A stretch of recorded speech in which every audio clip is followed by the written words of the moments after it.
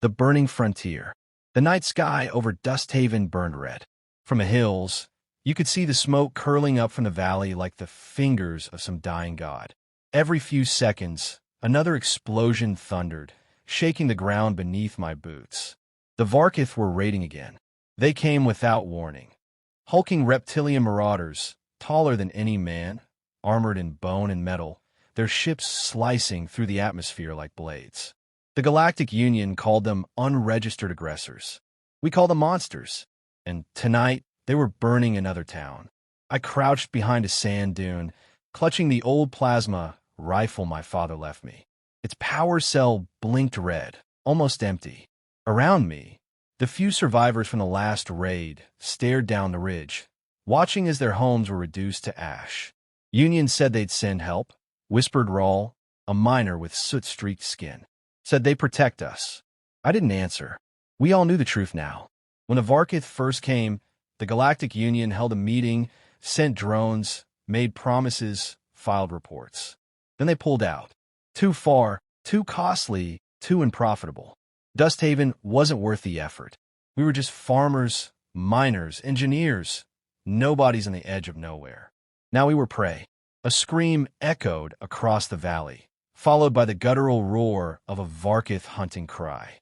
I bit my lip so hard I tasted blood. They enjoyed the chase, liked to let us run before killing. My father learned that the hard way. When they came to our homestead, he told me to hide in the cellar. I did. I heard everything. Their laughter, the sound of his body hitting the dirt, the crackle of fire as they torched our barn. When I climbed out, everything was gone but smoke and silence. That was 6 days ago. Now, I was on a handful left alive, running from town to town, scavenging what we could. Dusthaven was dying, and no one was coming to save us. But that night, something changed. The wind began to shift, dry and electric, carrying the tang of ozone. A sandstorm rolled across the horizon, thick and golden, swallowing the stars. The others panicked, running for shelter, but I stayed. There was something strange in the way it moved. I could hear it, faintly, beneath the howl of the wind. Hoofbeats. Impossible, Rawl muttered, squinting into the haze. Nobody rides horses out here. But they did. Shapes emerged from the storm, figures cloaked in dust and shadow. At first, I thought they were Union drones, or maybe more raiders. Then lightning flashed, and I saw them clearly. Men and women, riding tall on armored horses, their coats flaring behind them like banners. Wide-brimmed hats pulled low against the wind. Metallic harnesses glinting with plasma light. Their silhouettes were straight out of the history vids. Cowboys from old Earth's forgotten past. The leader rode at the front, his long red duster whipping in the storm. Across his chest hung a pair of gleaming revolvers, sleek, modern, but shaped like the weapons of another age. His voice cut through the wind, deep and commanding. Anyone still alive in this dust pit? For a moment, none of us spoke. Then Rawl stumbled forward. We're all that's left. You can't stay out here. The Varkath. The man turned his horse, scanning the burning valley below. Yeah, he said quietly. I see him. One of the riders beside him, a woman with a rifle as long as her leg, spat into the dust. Looks like we showed up just in time. They moved with purpose. No hesitation, no fear. Within minutes, they'd formed up along the ridge, studying the enemy lines through scopes and scanners. The red-coated man dismounted, his boots crunching against the sand as he strode toward us. He looked human, just a man. But there was something in his eyes, steady, cold, unbroken, that made the others straighten when he passed. Name's Marshal Colton Hayes, he said simply. My crew and I run patrols on the frontier. Word reached us that some cold-blooded scum have been terrorizing settlers. He tilted his hat back, gaze hardening. We don't take kindly to that. You're cowboys, I said, the word tasting strange after so long. He smiled faintly. Ma'am, we're what's left of him. Behind him, the storm began to die down. Fires still burned in the valley, but for the first time, they looked small, containable. The riders gathered around, unpacking supplies, energy cells, med kits, water canisters, even a portable shield generator. Rawl gawked. Where do you folks come from? Hayes holstered one revolver. Out beyond the red dunes, where the Union forgot us. His tone darkened. Funny thing, they forgot a lot of good people out here. But we didn't forget how to fight. That night, we camped among the ruins. The Cowboys moved with quiet efficiency, patrolling the perimeter, tending the wounded, marking out defenses with holographic grids. I sat by the fire, staring into the flames, trying to believe they were real. "Miss," said a soft voice. I looked up to see Hayes offer me a cup of synth coffee. "You got fight in your eyes. You one of the locals?" "Born here," I said, "and I've lost everything here." He nodded slowly. "Then you'll fit right in." Something in his tone, steady, almost comforting, made the cold inside me ease for the first time in days. When the wind shifted again, I saw the Varkath fires flickering on the horizon. Hayes followed my gaze. "Tomorrow," he said, voice low and certain, "we take back Dusthaven."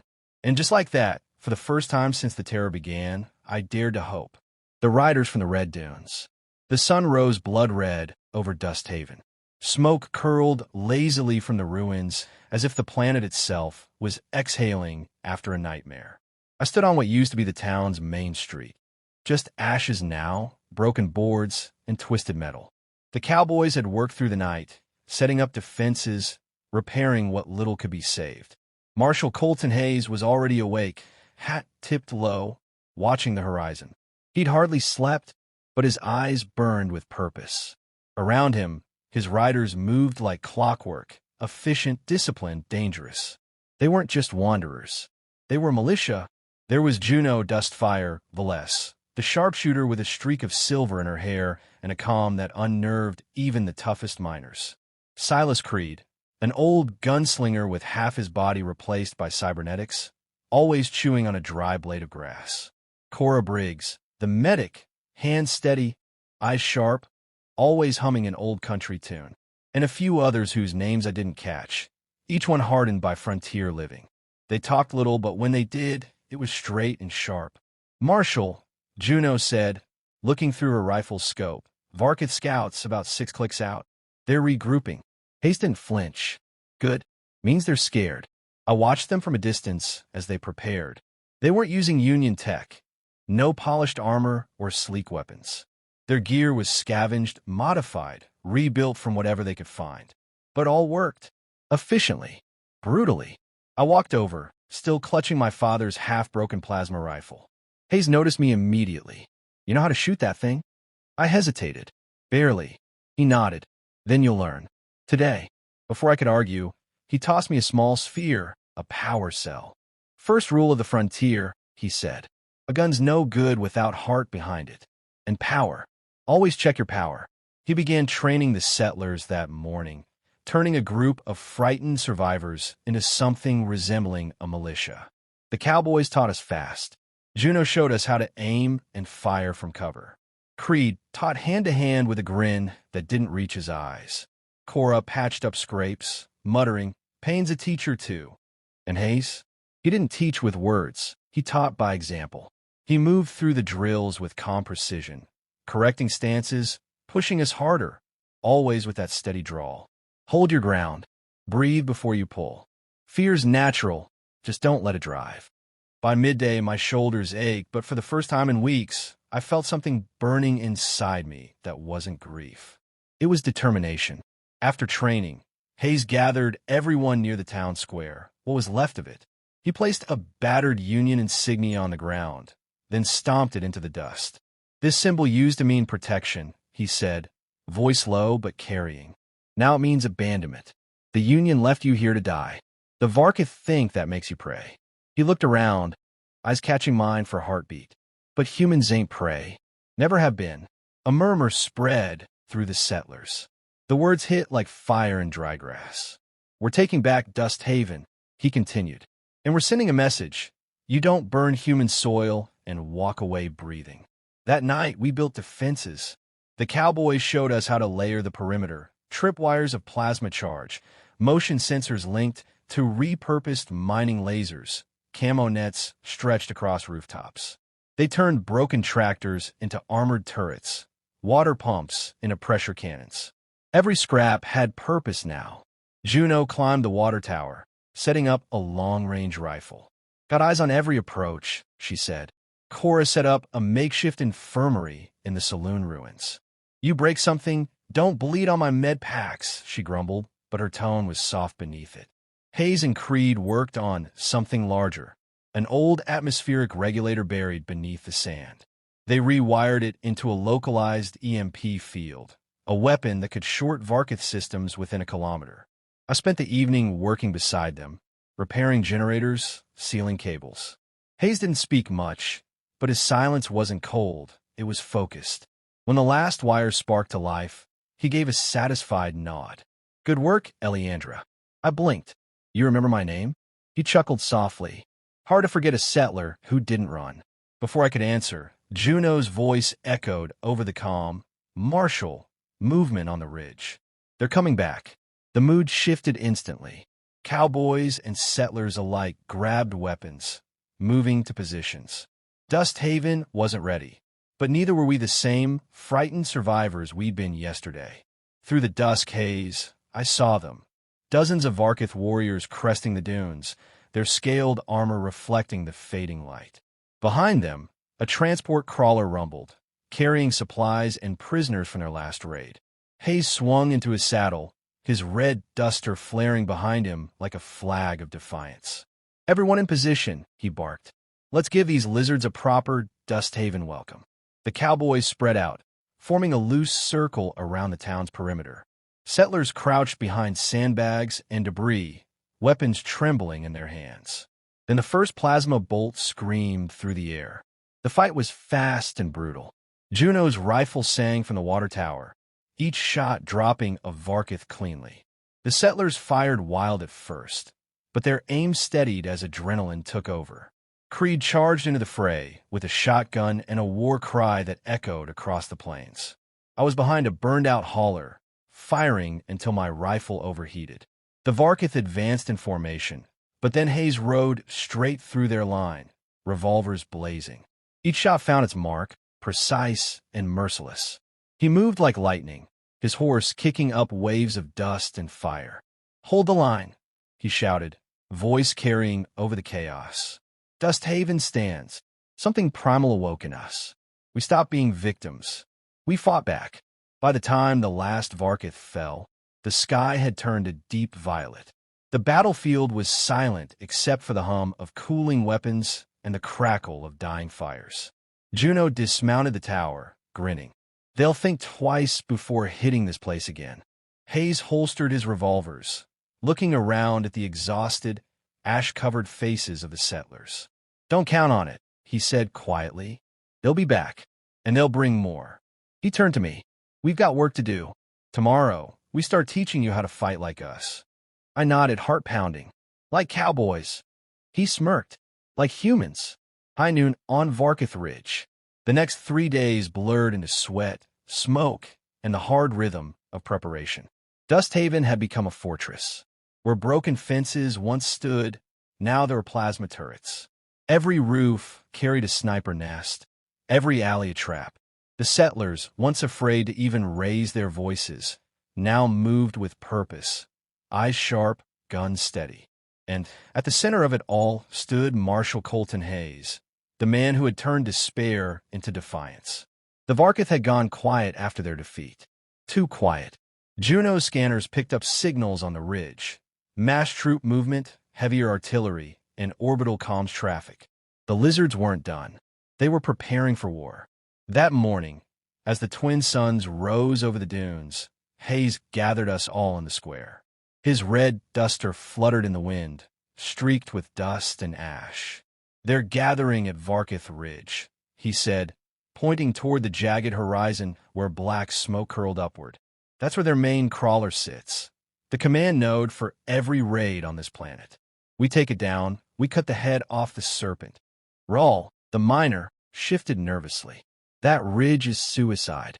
It's open ground for 5 clicks, no cover, no retreat. Hayes looked him dead in the eye. Then we ride fast and hit harder. We don't wait for them to come here. Dusthaven doesn't run anymore. The settlers fell silent, absorbing his words. For a long moment, no one moved until I stepped forward. Then I'm going with you. He gave me a small nod. Knew you would. By midday, we were riding across the desert, the cowboys in front, the newly armed settlers following close behind in jury-rigged dune buggies and crawlers. The wind carried grit that stung our eyes, but we pressed on.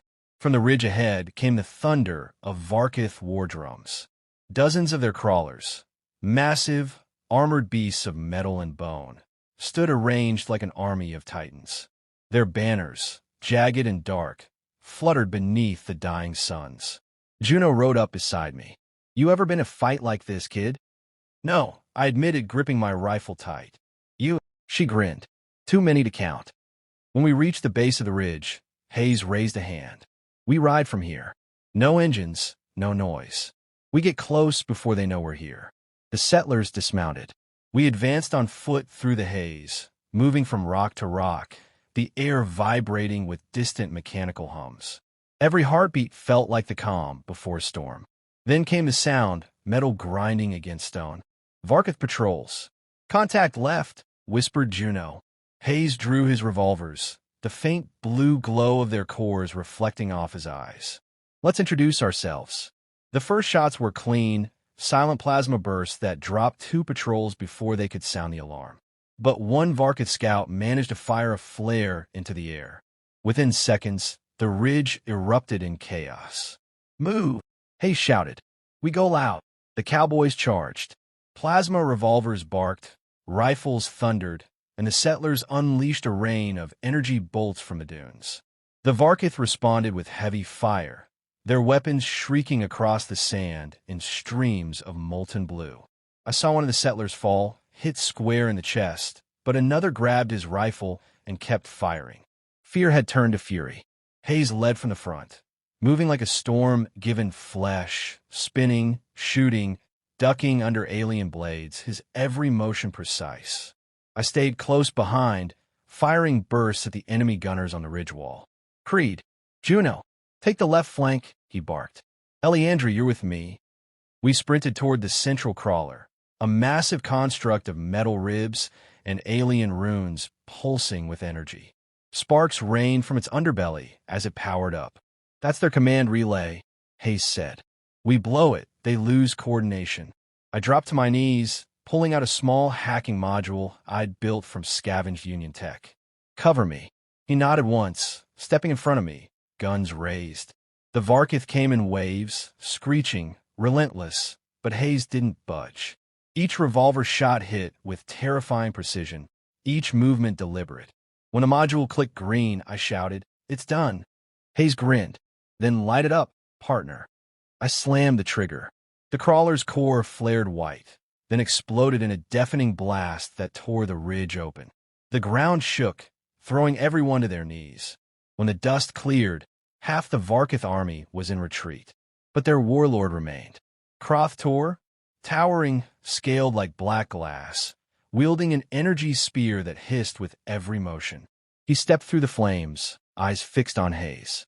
"You," he snarled, voice like grinding stone. "The red-cloaked human.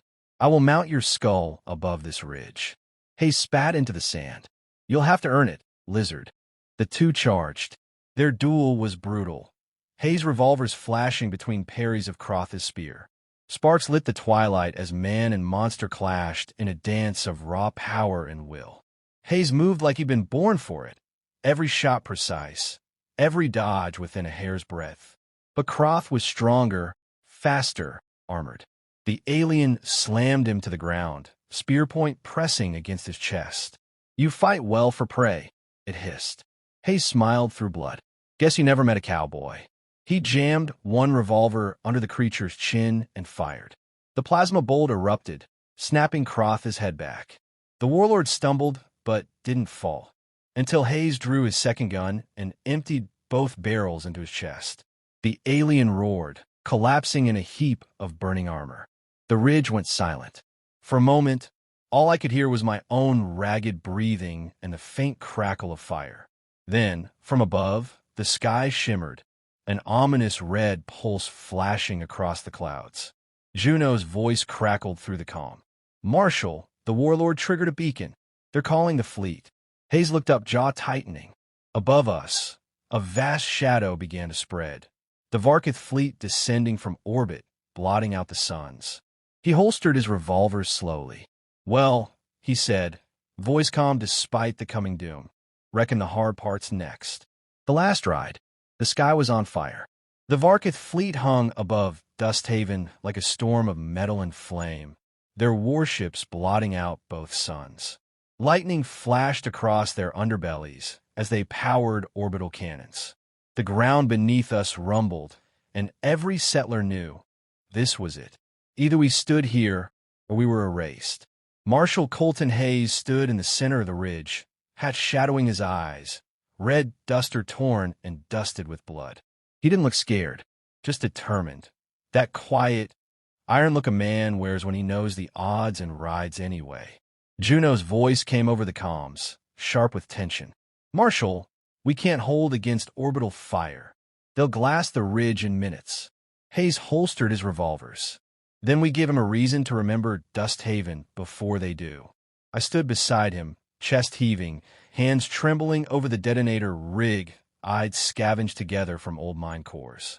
The plan was desperate, even insane. But desperation was all we had left. The Varkath fleet's sensor systems depended on the ion fields surrounding Dusthaven. If we overloaded the mines beneath the town, the chain reaction would ignite the entire ion layer, frying their ship's systems and tearing half the fleet apart. The catch? Someone had to stay behind to trigger it manually once the charge built up. When Hayes explained that part, everyone went quiet. "Marshal," Creed said, his cybernetic arm sparking from a hit earlier, "that's suicide." Hayes gave that faint, tired smile. "I've had worse rides." Before anyone could argue, he turned to me. "Eliandra, you still got the control rig wired to the mining core?" "Yeah," I said, voice shaking. "But the relay's damaged. Someone's got to keep the field stable until detonation." He nodded once. "Then I'll do it." "No," I said instantly. "You can't." He cut me off gently. "Kid, this is what I do." I finished the fight. The silence that followed was heavy. Juno cursed under her breath, wiping soot from her face. Creed looked away, jaw clenched. Even Cora, usually unshakable, whispered something that might have been a prayer. Hayes checked his revolvers one last time, reloading them with calm precision. "All right, let's ride." The Cowboys mounted up, their cyber steeds gleaming under the hellish light of descending ships.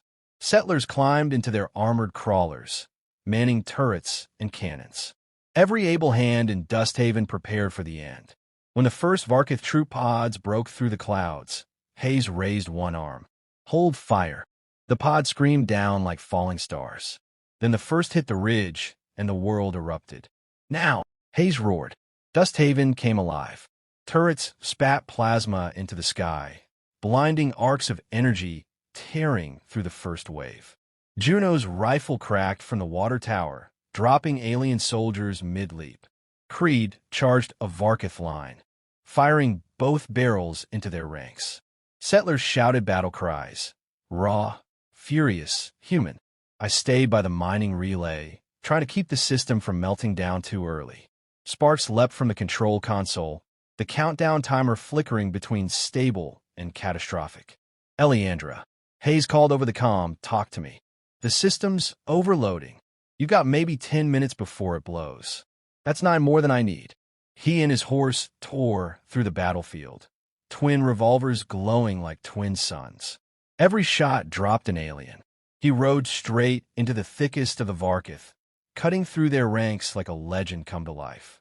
Dust and plasma fires swirled around him, his red coat trailing like a banner of defiance. Juno's voice cracked. "Marshal, pull back. You'll get caught in the blast." "Not planning to be around when it hits," Hayes replied. Above us, the first of the Varkath dreadnoughts opened fire. Beams of energy scorched the ground, vaporizing half a dune. The shockwave threw me to my knees. My console sparked again. The overload sequence was accelerating. "Hayes, the field's collapsing." I shouted. "You've got less than 5. There was a pause on the line. Then his voice came, calm and steady. "Understood." Through the smoke, I saw him dismount, stumbling slightly, bleeding from his side. He limped toward the relay, revolvers still in hand. I ran to meet him. "You're not staying here," I said, grabbing his arm. "We can set it off remotely." He shook his head. "The relays burn out. Needs manual trigger." Tears blurred my vision. "You'll die." He gave me that half-smile again. "Every cowboy rides into the sunset eventually." Before I could protest, he reached into his coat and handed me one of his revolvers, heavy, warm, perfectly balanced. "Keep this safe. Remind folks what we stood for." "Marshal, go, Eliandra." "That's an order." I backed away, trembling, then turned and ran, the revolver clutched tight. Behind me, the ridge shook as alien fire rained down. I dove into the crawler, yelling at Juno, "He's still up there? Get us clear." Juno's jaw was set, eyes shining. He knew what he was doing. We drove hard across the dunes. The ridge behind us glowed brighter and brighter until the whole world turned white. Then came a blast. The ground roared. A pillar of light shot into the sky, slamming into the Varkath fleet. Their ships convulsed as systems failed, engines bursting, hulls tearing apart. One by one, they fell like burning meteors, crashing across the desert in flaming arcs. When it was over, there was only silence. The fleet was gone, the ridge was gone, and Hayes was gone. 2 days later, the survivors buried him at the edge of Dusthaven. His red duster was draped over a cross made of scrap metal, his hat resting on top. I laid his revolver in the sand beside it. On the horizon, the suns rose over the battered colony. The air smelled of dust and ozone, but for the first time in weeks, not of smoke. We rebuilt, slowly, stronger. Juno stayed on as sheriff. Creed trained the new militia. Cora tended to the living. And me? I built a new relay tower at the town's gate, forged from the wreckage of alien metal and human grit. At its base, I carved the words, "Welcome to Dusthaven, protected by the Cowboys."